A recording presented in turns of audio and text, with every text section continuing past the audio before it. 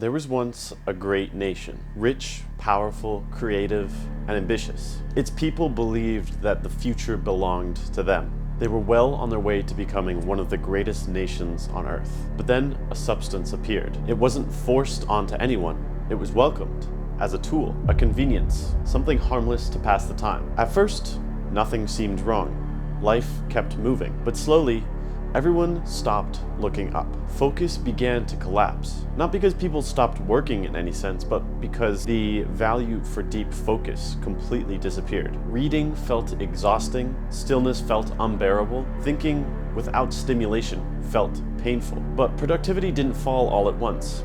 It drip-dropped out of everyone. People were fractured and dissolved. People were busy the whole day, and yet not many people built something of meaning. Anxiety and depression spread like an invisible fog, and loneliness reached historic levels even though connection was constant. Children were the first to show obvious signs of damage. Their brains, which were still forming, learned to expect constant stimulation. Teachers noticed attention spans collapsing, impulse control vanishing, and curiosity replaced by restlessness. And eventually adults followed. But this substance never killed anyone, which is why no one panicked. It didn't destroy violently, it just eroded quietly, because this substance was never injected. It was held, unlocked, and checked first thing in the morning.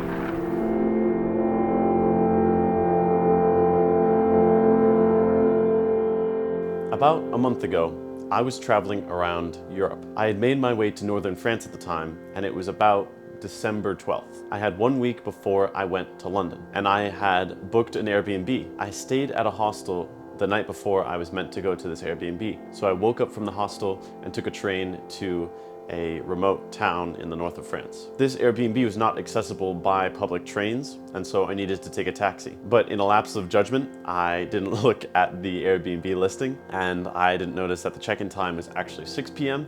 and it was about 12 p.m. So what I did was I waited around in this really remote town in the north of France for about 6 hours. And keep in mind, I almost have no budget while traveling around, so I couldn't really do anything. So I waited around for 6 hours, and it was eventually starting to get dark. Then I went to the spot where all the taxis pick up, and first, I tried to book an Uber because I opened the app and I saw that that was an option. And so I waited there, waiting for the Uber for about 10 minutes, and no driver picked up. And so I was like, okay, well, I'll just call the sign that the taxi service has. And I called the taxi service, and it turns out that they weren't in business anymore. So I was stuck in this rural northern France town with no place to stay for that night because I couldn't get to this Airbnb place that was about 40 minutes drive away. Before I had called the taxi service, I had called my parents to express to them how homesick I was feeling, and I actually started crying to them. And then once I found out that the taxi service really didn't exist, I called them again and started bawling my eyes out because I was literally homeless. I couldn't go anywhere. But they calmed me down and they said, just take the train back and stay at the hostel you stayed at before. And so luckily there was one last train for the night at 9 p.m. And so I had to wait outside, and it started freezing rain, and I had to sit out there in the cold for 3 hours. And that was probably the lowest point of my life, just that instant. But the week to come was soon to be much worse, because for a week I stayed at this hostel that I had stayed at the night before. And it wasn't a bad hostel, just no one spoke English and I had no idea what to do.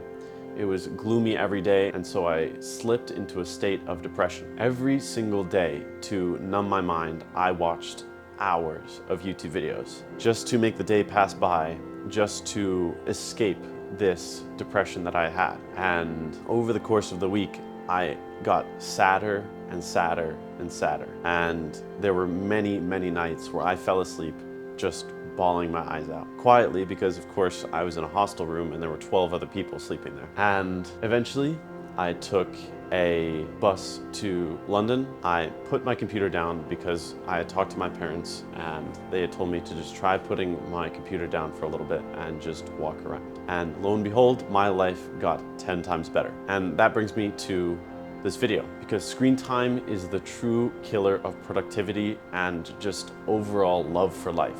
I'm not telling you to cut out screen time altogether because we all have to work, and occasionally I do like watching YouTube, but you have to try to cut out all unproductive things on your computer at least while you're working. I've had a quote-unquote self-diagnosed screen addiction for as long as I can remember. I would always spend hours upon hours of time on my computer just watching YouTube and just doing things to escape my reality. Why is that? Well, just simply because I couldn't handle it. And over time, because I was spending so much time on a screen, life began to seem more gray. Because everything you're shown on a laptop is vibrant colors to entice you in, to drag you in. To have any of these companies drag you in more, they need to have vibrant visuals. And so when you look up from your computer screen, you don't see as many vibrant things. And so your life seems more gray and depressing. It also gave me a terrible attitude. When I was living at home, I was constantly mean to my parents, wanting to go back on my computer and just numb my mind even more.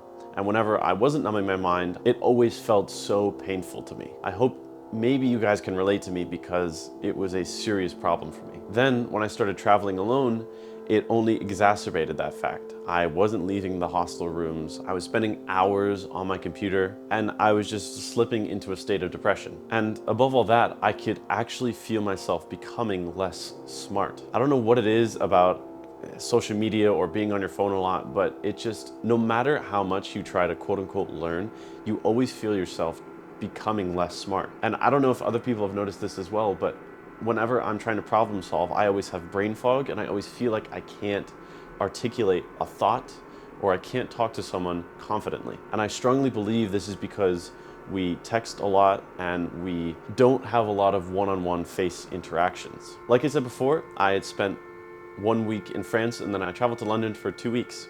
It was probably, after that period of depression, it was probably the best travel experience that I've had because it was getting towards Christmas time. I was getting closer to seeing my family for the holidays and I had put down my phone and I put down my computer and I just walked around the whole day. And in London, this is amazing because you get to see all the history and you get to ride the tube every day. And for one of the hostels, I was staying in the north of London and I had to take about, 45-minute tube ride to the center every day, just if I wanted to explore. So I bought a book. And if you know anything about traveling around, especially for me, because I have just a big backpack and a small backpack, I don't have a ton of room. So I needed to buy another bag to just haul this book around. And I spent the week reading it. It was called The Alchemist, and it truly, truly changed my life. It changed my perception from a period of depression to a period of wonder and growth and learning. And maybe it was the book, maybe it was just the fact that I wasn't on a screen all the time and I was actually reading physical literature, but it truly made my life feel so much more vibrant and it made me so much happier, just even walking around every day. And I honestly think the quote unquote boring things in life are the things that make life worth living. Like just sitting and reading on a tram every day, that seems quote unquote boring, but it filled my life with so much purpose. I was excited to get onto the tube every day and read this book because it was compelling and it made me feel amazing. But I think social media, because you're constantly bombarded with stimulants, makes this so hard to achieve. And when I go back to the US, I'm actually going to consider taking therapy to sort of help this addiction, because even though it's getting to be less and less of a problem for me, it's always going to be an addiction if I get exposed to it a lot. So if you are having a really bad time with it, I would suggest taking professional help. And I think for me, this screen time addiction really stemmed from being insecure about myself and just simply trying to escape it. I was a super scrawny kid when I was younger. I did theater a lot, I did dance, and I sang a lot, and so I was truly quite a big theater kid.